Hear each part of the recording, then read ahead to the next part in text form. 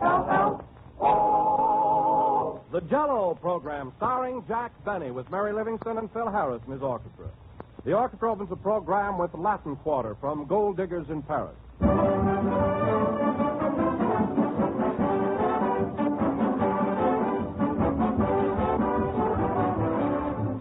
Every woman knows there's something mighty satisfying in being not only a good cook, but a thrifty cook as well. And you'll find Jell-O is a big help in planning thrifty meals. It costs only a few cents a package, and one package serves the average family generously. And Jell-O makes a perfect dessert, appetizing, attractive, delicious. For it brings you that extra rich fruit flavor, a flavor that's deep and luscious and satisfying. Strawberry, raspberry, cherry, orange, lemon, and lime. All 6 flavors are crammed with this extra rich goodness that makes Jell-O a hit with the whole family every time. It's so good to eat, you can serve it several times a week. And it's so economical, you can afford to serve it just as often as you like. But be sure to get genuine Jell-O. Don't accept any substitutes for Jell-O's grand extra rich fruit flavor. Look for the big red letters on the box. They spell Jell-O.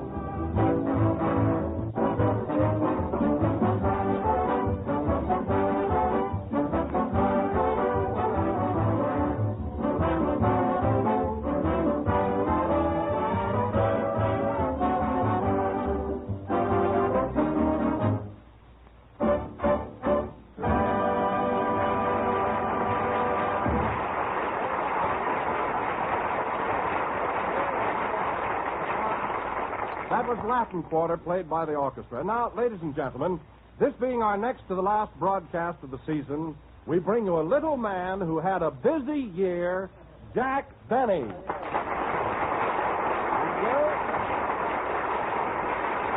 Thank you very much.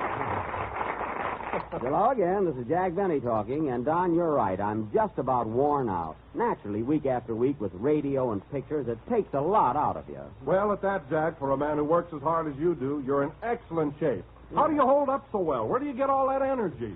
Well, I'll tell you, Don, with Popeye, it's spinach. But with me, it just comes natural.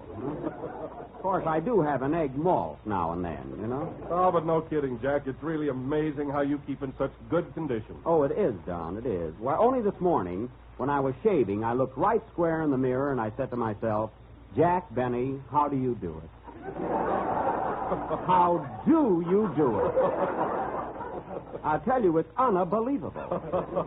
Yes, it is, Jack, but I must repeat, you look marvelous. Thanks, Don, thanks. Say, Jack. Yes, Phil. You know, that's a pretty bad sign when you start talking to yourself. Well, I wasn't really talking to myself. I was just thinking out loud. Don't you ever think out loud, Phil? Not around here, you'd fire me.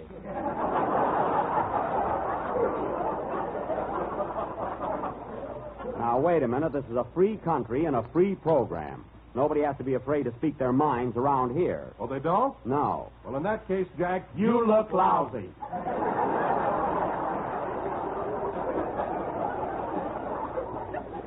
Now, don't you chime in, Harris. After the carousing around you've done, you don't look so hot yourself. I don't know about that. Why, only this morning when I was shaving, I looked right square in the mirror and said to myself, Phil Harris, you're cute.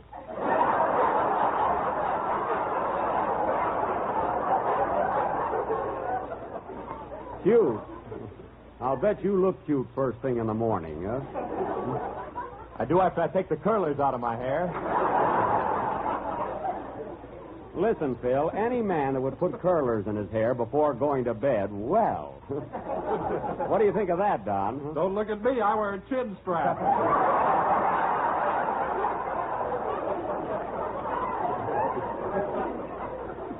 Well, you could use one, huh? Hey, Phil, do you wear a chin strap, too? That ain't a sunbonnet I sleep in.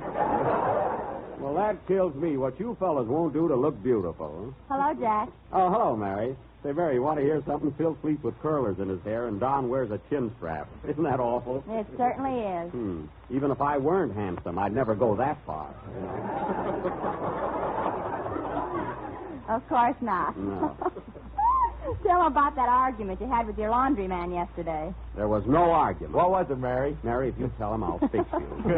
Come on, Mary. What was the argument with the laundryman? Well, Jack was mad because they ripped the lace off his shorts.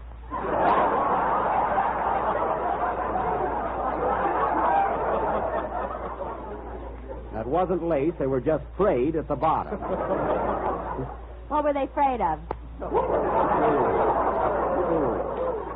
Well, just to think of answering that makes me ill.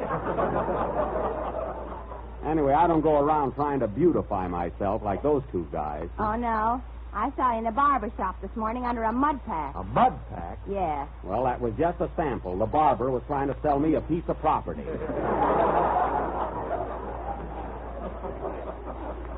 I hope he had better luck than the boot black. Is that so? Every time he'd go to shine your shoes, you'd sit on your feet. Well, I had on black shoes and white socks, and I wanted them to stay that way. Oh, hello, Kenny. Hello, Jack. Oh, boy, am I all in. I tell you, I'm exhausted. Wow! Kenny, if you're exhausted, you don't come in here like a cyclone. Now come in again. Okay. Hello, Kenny. Hello, Jack. Am I all in? I tell you, I'm exhausted.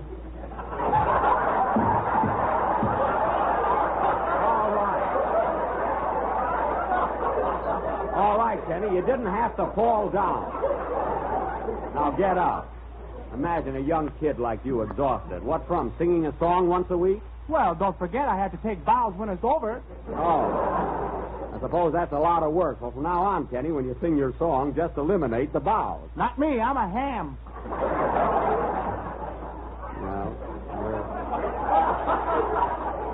Well, you're certainly getting to be, and it's not nice. You ought to be ashamed of yourself, huh? You should talk. Yeah? You're so hammy, your eyes look like 2 fried eggs.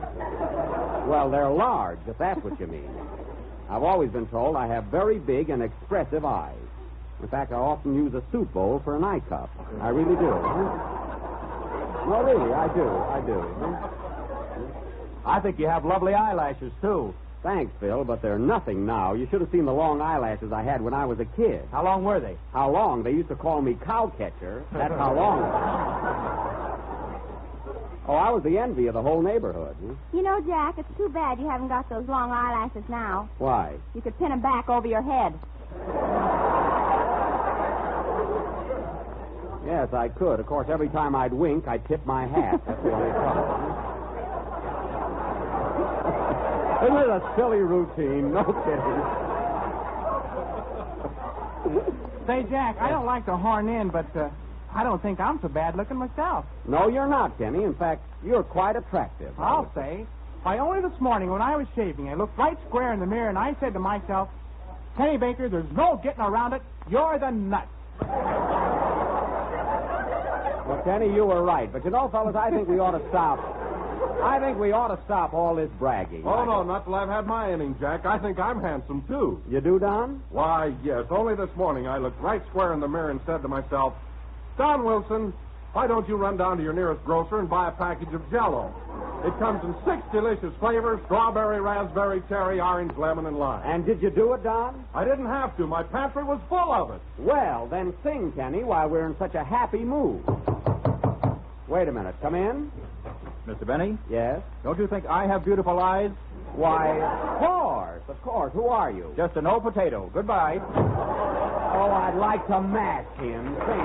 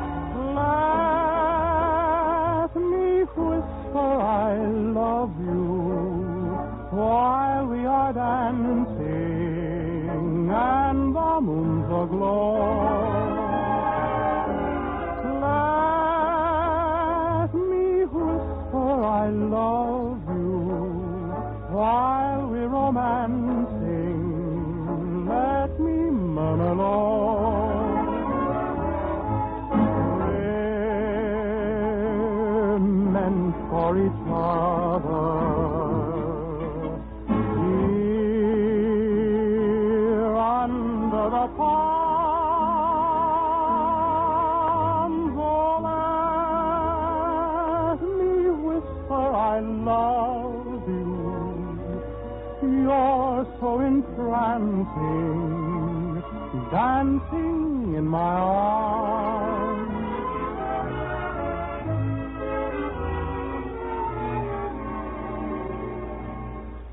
There is a place I'm thinking of, a perfect setting for two in love. In its amorous atmosphere, you will soon hear me say, oh, let me whisper, I'll whisper I love you, while we are dancing along.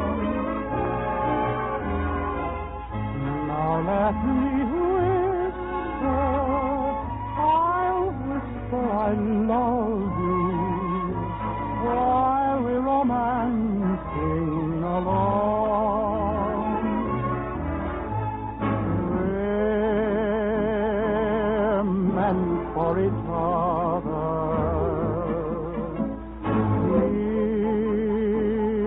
Here under the palms, oh, let me whisper I love you. You're so entrancing, dancing in my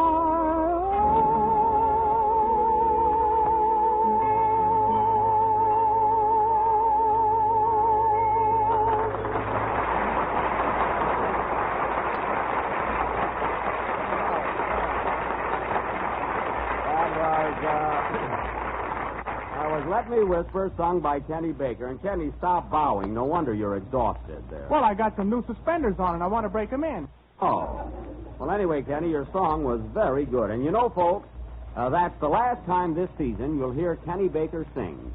He's flying to New York tonight, right after the broadcast. And Wednesday, he sails for England, where he's going to make a very important picture for Alexander Korda. What's it going to be, Kenny? I'm going to play the leading role in The Mikado. Well, well. Oh, that's swell, Kenny. Congratulations. Why, say, that's marvelous. The Mikado. I know you'll be great in it, Kenny. I hope so. Say, Jack, what's a Mikado?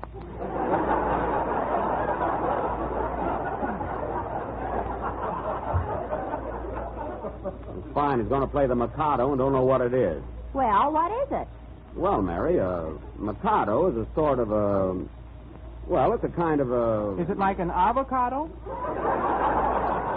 Not exactly, Kenny. A Mikado is a... Well, it's a precious stone. I know that much. Jack, Mikado is the title for the Emperor of Japan. That's it. The Emperor, a man that wears precious stones. You didn't say that at all. You said a Mikado was a precious stone. I did not. I said the Mikado was a man that wears precious stones in his crown. And I'll leave it to anyone that wants to work on this program next year if I didn't.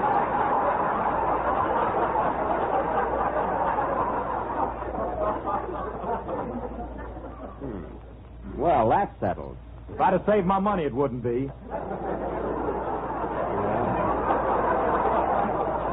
Oh, you saved your money, Harris. You always talk about spending, but you've got the first dollar you ever earned from me. That's blood money. I always save that. Now, listen, Phil, blood money, nothing. Nobody here has any trouble getting their money out of me. I pay off, don't I, Mary? Yeah, like bank night in Glasgow.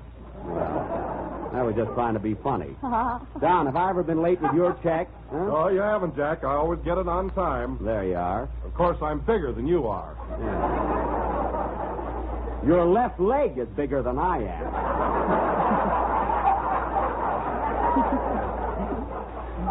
But anyway, that has nothing to do with it. Jack always puts my salary under 3 walnut shells, but I never guess the right one.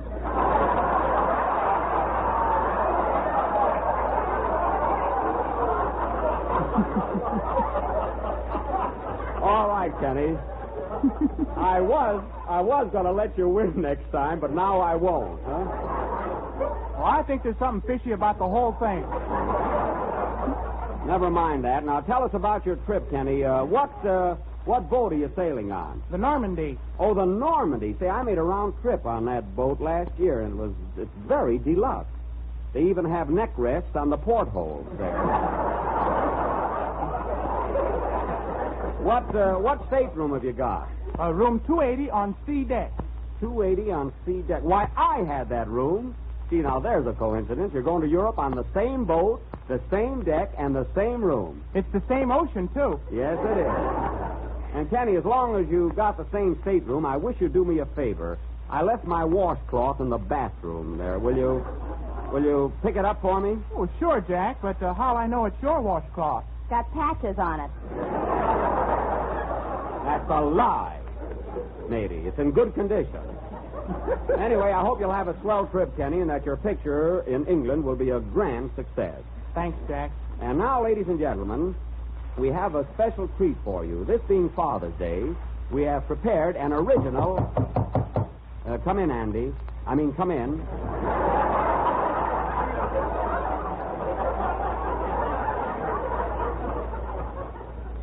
Hiya, Buck. Why, Andy Devine, of all people...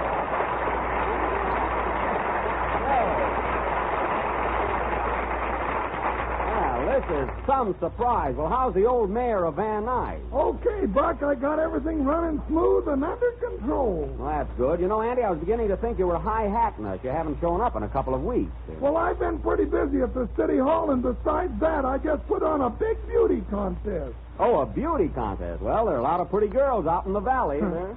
Yep, and you know, Buck, during the contest, Pa got slapped 3 times. Your pa got slapped, eh? Was he one of the judges? No, he was just standing there. Oh. So he was acting up again. Where was your ma at the time? She was third from the end, Miss Pasadena. Well, there's certainly a lot of excitement being a mayor. Oh, say, by the way, Andy, Kenny won't be here next Sunday. He's leaving for England. Well, doggone, that's a surprise. Say, Kenny, can I take your place? See you next week. Sure, Andy. Glad to have you. Hold on there. I got something to say about that. I'm afraid we can't use you, Andy. Your voice isn't that good. Oh, now, wait a minute, Buck. Did you ever hear me hit a high C? Only when you're talking. But I think we can manage next Sunday without a solo from you. And now, folks, getting back to our play, as I started to announce, this being Father's Day, tonight we are going to present an original drama entitled Back Home in Indiana, or Clem Benny's Children. Now, I will play the part of Clem Benny, the father, and Mary Livingston will be my loving, loyal wife. That's me. Yep. We've been married nigh on to 40 years, and she still feels the same about me as the day we were married. You said it. Boy. All right, sit down, Ma, and wait for the play. Anyway, Mary will be my wife, Phil Harris will be my oldest son, and Kenny... I'm going to be the Mikado. Not in this, you're not. You're going to be my youngest son. We also have a married daughter, and as we're short of actresses, Andy Devine will... Now, wait a minute, Buck. Remember the dignity of my office. Well, we got to have a girl, Andy. I can't have all sons. This house will look like the Elks Club. Oh, shucks, I don't want to be a girl. Now, get into your dress, Your Honor, and shut up. Now, let's see. Announce my part, Jack. No, Don, I'm not going to tell anybody what it is. I want it to be a surprise. Gee, I can hardly wait. Control yourself, Don. Now, this play will go on immediately after the next number. Hit it, Phil. Hold it. Come in. Mr. Benny? Yes? Was I in here a little while ago? Yes, you were. You were an old potato. Well, I'm boiled now. Kenny, can't you take him to England with you? Play.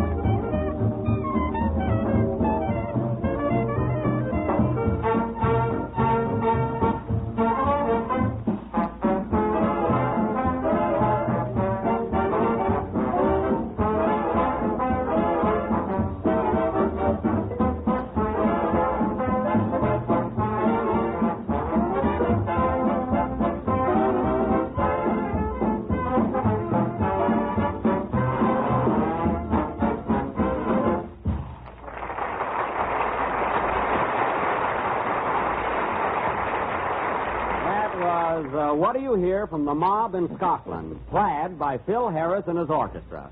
Did you hear that, Phil? Scotland Plaid. I said plaid instead of plaid. I'll forget it if you will.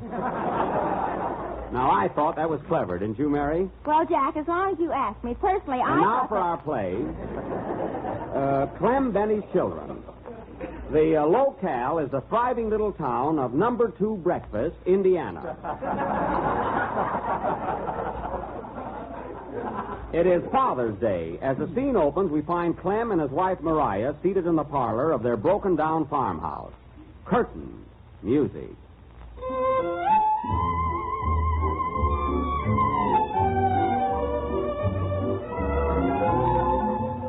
Dum-dum-dim. Yeah-da-da-dim-dim. Doggone, Mariah, it sure is hot today, ain't it? Yep, Clem, it's a sizzler. The hens ain't laid nothing but 3-minute eggs for a week. I don't mind that so much, but I was milking the cow last night and scalded myself. We sure could do with a little rain around these parts. I'll say we could. We had an awful dry spell around here. I was out in the pasture this morning and found 4 camels. Was there any Shriners on them? No, they left town. But I think it's going to rain pretty soon. How do you know? I just got a buzz from my rheumatism. Say, Ma, I wonder what's keeping the children. They ought to be here by now. Oh, don't be impatient, Clem. Remember, they got a long ways to come. That's right, but I haven't seen them for years, and I'm mighty anxious. By the way, how many children have we got now? Well, let's see. There's Philip, our oldest boy. He's a musician. A musician? If he's a musician, Stokowski is a Fuller Brush man.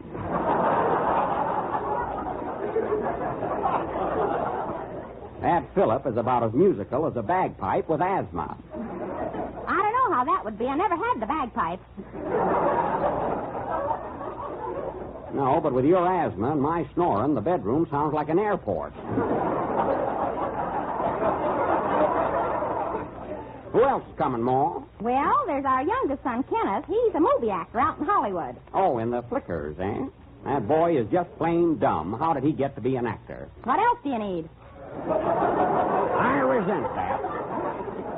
Who else is coming home, Ma? Well, there's our daughter, Petunia. Oh, yes, little Petunia. Doesn't seem possible. She's been married 2 years.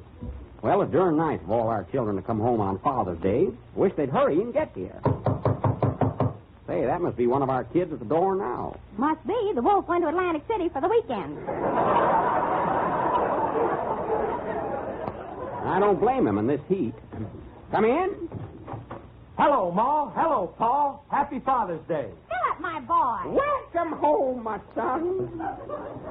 Here, Pa, I bought you a present. It's a combination safety razor and fountain pen. Thanks, son. I'll sit right down and write myself a lather.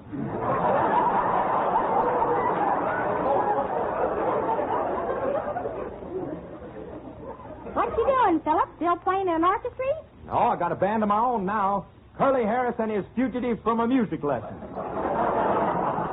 Well, well. And you want to know something, Pa? I'm on the radio, too. Well, well. Making any money? No, I'm working for a chiseler. Well, well. Shut up.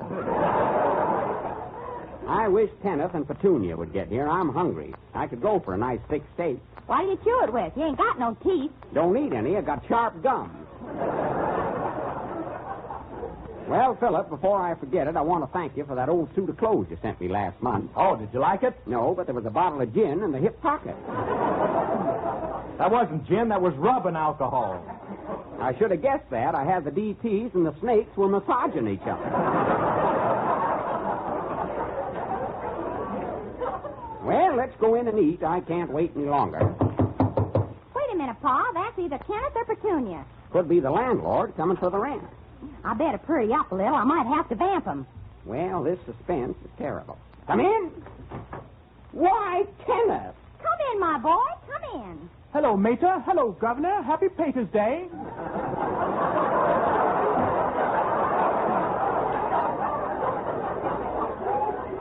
Pater's Day? The brat's going Hollywood. Well, Mother, how about a maternal kiss for your offspring? You hear that, Ma? He wants a kiss. Comes near me, I'll slug him. Don't blame you. Go on, son. Take off your beanie and sit down. So you're a movie actor, eh? Yes, Father, the cinema has beckoned, and I have heeded its call. Why, you little Hold on, Ma. Don't throw them out till I get my present. Come clean, son. What did you bring me for Father's Day? A cravat. That's cravat. Oh. Well, open up the package. Here it is. A cravat? I don't see nothing there but a necktie. Well, lift it up. It must be underneath.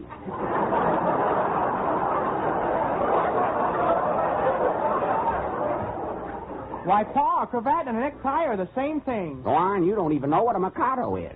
You didn't do so well with it either. Quiet, Ma. Oh, by the way, Kenneth, this is your brother, Phil. How do you do? Glad to know you.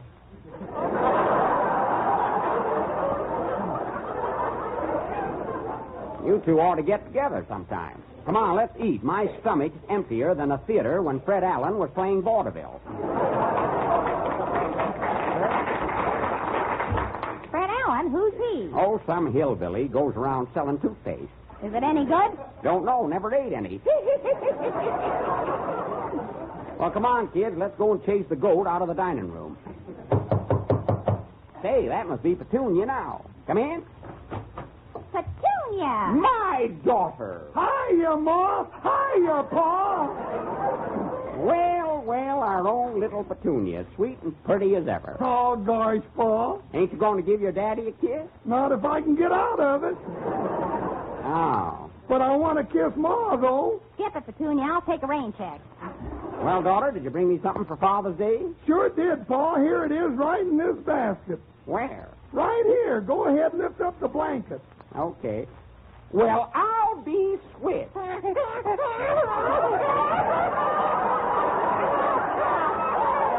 you know about that? A grandson. Coochie.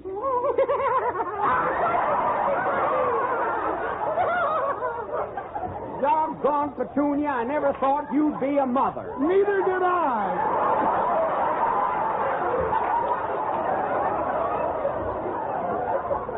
He sure is a cute little rascal. What's his name? Donald. Oh, hello, Donald.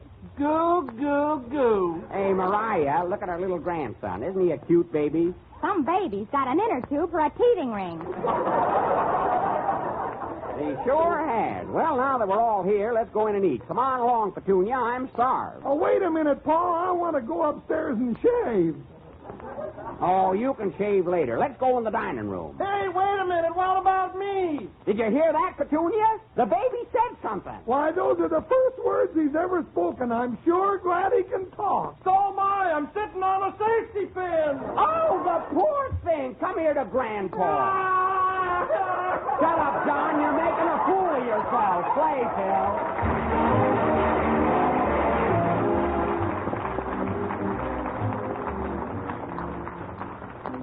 Question: who likes chocolate ice cream? Answer: why, just about everybody. And now you can have perfect homemade chocolate ice cream, smooth, creamy, rich with chocolate, the kind you've always wanted to make. And here's the easy way to have it. Make it with Jell-O freezing mix, and believe me, you'll be tasting the grandest ice cream you ever took out of your refrigerator. For that rich, luscious chocolate flavor is made by Walter Baker and Company, and they've been making fine chocolate for over 150 years. That's why chocolate ice cream made with Jell-O freezing mix is really something special. And it's so quick and easy to prepare, you'll be making it all the time. There's no fuss or bother with cooking. Just open the can, add milk and some whipped cream, pour into your freezing tray. Stir only once during the freezing process, and you'll get 6 servings of swell ice cream. Mellow and smooth with a creamy texture that's just grand. Jell-O freezing mix comes in 6 luscious flavors: chocolate, vanilla, maple walnut, and fruit flavors that are real fruits in their own sweetened juices: strawberry, tutti frutti, and orange pineapple. So treat the family tomorrow night to ice cream with that old-fashioned homemade goodness. Ask your grocer for Jell-O freezing mix. We're a little late, so good night, folks.